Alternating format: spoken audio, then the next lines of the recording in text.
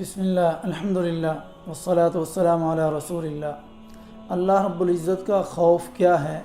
حضرت ابو ہریرہ رضی اللہ تعالیٰ عنہ فرماتے ہیں کہ رسول اللہ صلی اللہ علیہ وسلم نے ارشاد فرمایا، پہلے زمانے میں ایک شخص تھا، وہ گناہ کر کر کے اپنے نفس کو اس نے ظلم سے بھر رکھا تھا۔ مرتے وقت اس نے اپنے بیٹوں کو اکٹھا کیا اور کہا کہ جب میں مر جاؤں تو میری راکھ کو جلا دینا، میری باڈی کو جلا دینا اور اس راکھ کو پھر ہوا میں اڑا دینا۔ خدا کی قسم اس نے مجھ پر اگر گرفت کی تو سخت سزا دے گا، ایسی سزا کسی کو نہیں دے گا۔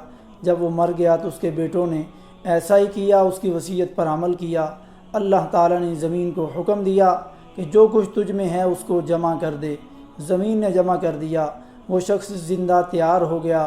اللہ تعالیٰ نے فرمایا، تجھے کس چیز نے ایسا کرنے پر آمادہ کیا؟ اس نے کہا، اے اللہ تیرے خوف نے۔ اللہ تعالیٰ نے اسے بخش دیا۔ میرے بھائیو، یہ اللہ کا جو خوف ہے یہ بہت بڑی چیز ہے۔ اگر یہ چیز ہمارے اندر آ گئی تو یہ سب سے بڑا یہ ہمارے اوپر اللہ کا انعام ہے۔ یہ اس حدیث کو امام بخاری رحمہ اللہ نے 4452 نمبر میں ذکر کیا۔